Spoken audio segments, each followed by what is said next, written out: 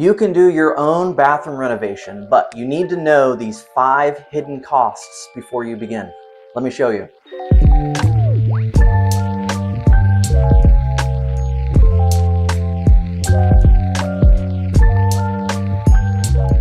Now, one of the very first issues that you might encounter in your own bathroom renovation is old wiring. Depending on how old your house is, you may have an outdated style of wiring which is no longer safe to use or is not compatible with the new hardware which you are wanting to install.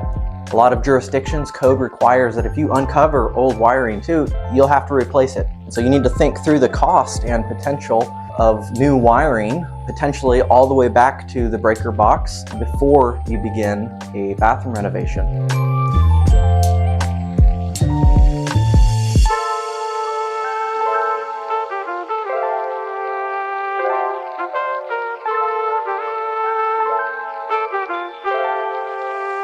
One way you can check to see if you'll need new wiring is to open up a junction box in the area in which you'll be working. Of course, turn off the breaker before you do that. Get one of these little tester pens and run it around on the black wires, all the wires, to make sure that there's no power running to that box. Pull your light switch or outlet out and look at the wires which are coming in from behind. If your wires have a light white or cream or gray color or this yellow sleeving on them, chances are your wiring is probably just fine. If it's an old kind of silvery or brown color, or if it doesn't have any sort of sheathing at all, then you may have to replace quite a lot of wiring when you start opening up walls.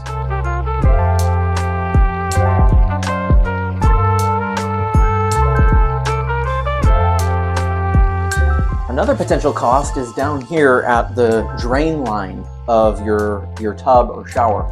It's very popular nowadays to be deleting the old bathtubs and instead replacing them with new showers. The issue with that is in most places, code requires a 2-inch drain line for showers, but only an 1.5 inch drain line for bathtubs. And so if you're going to convert a bathtub into a shower, you need to make sure that your drain line is appropriately sized. That can sometimes be expensive to replace a drain all the way down to where you get to the bigger main drain pipe.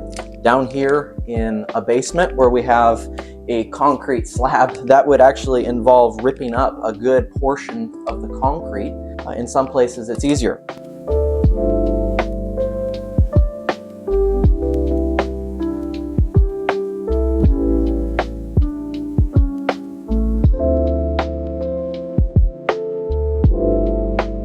In order to tell what size drain you have, you just need to peel off this tape that we put on earlier to stop us from dropping anything down the drain. And the inside diameter of that pipe, not from the outside wall to the outside wall, but actually from the inside to the inside, should be 2 inches for a shower or 1.5 inches for a bathtub. The pipe also is labeled with its size right on the pipe. You can see there's some more of this 2-inch line behind us, and periodically across the pipe there is 2 inches labeled.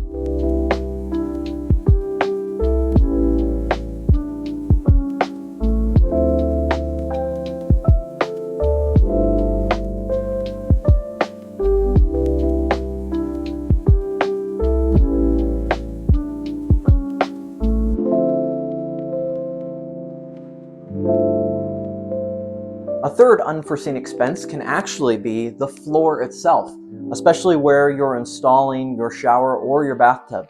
It needs to be perfectly level. If it's not level, you can have big issues with water draining out of the pan, especially with what we're putting in here. We're putting a relatively shallow, tileable shower pan, which means that if the pan is tilted away from the drain, there's potential that water could get stuck traveling that way down the pan instead of towards the drain here.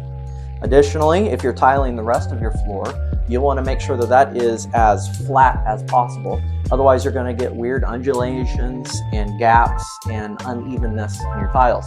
Nobody likes that. So make sure you either have a flat floor, you self-level it, or you correct any of the framing under your floor, which is causing it to bounce or move while you're walking on it.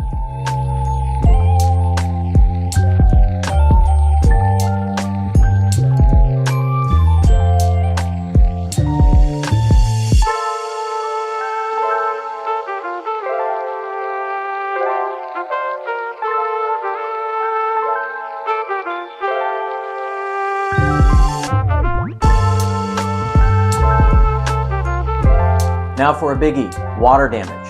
There are basically 3 places in a bathroom where water damage is likely. One is right here in the corner of the showers and bathtubs where the water spills over to the side of the shower where there's no waterproofing and gets down into the floor, gets into the walls, causes mold and rotting. The other 2 places are under the vanity where the valves from the wall drip and nobody tends to catch them because you're not under there very often, and also under the toilet.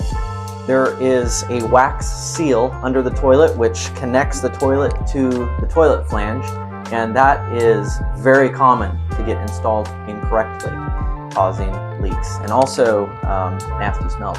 Water damage can be a little tricky to plan for. I basically live by a rule. If you see a little bit of water damage, there's probably a lot of water damage. If you don't see any water damage, there's probably a little bit of water damage. Look at the corners to see if the drywall is damp or dark. Look for soft spots on your floor. Look for discoloration under the toilet or a stinky smell coming from the toilet, which you can't seem to clean.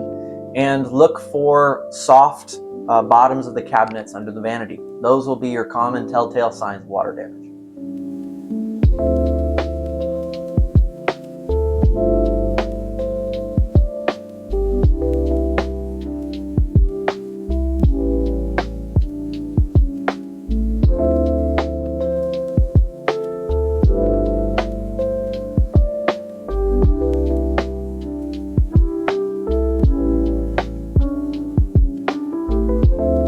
The last hidden cost is actually the water supply lines in your bathroom. I've had a few cases where we haven't been able to solder to old copper because it was too corroded, too worn out, too thin-walled, and we actually had to rip copper out quite a ways back into the house. There's also this type of connection called a shark bite connection, which people use on copper and PEX, and I open up walls all the time to find those leaking. So just plan for the pipes for the shower or bathtub, the pipes for the toilet supply, and the pipes for the vanity supply. Plan on potentially needing to replace those.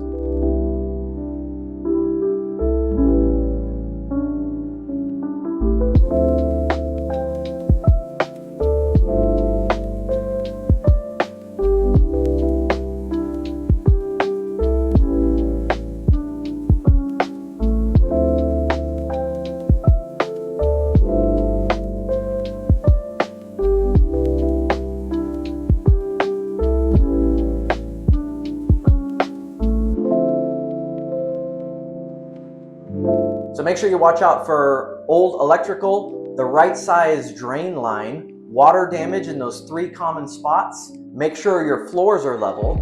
And last, plan on potentially replacing the supply lines.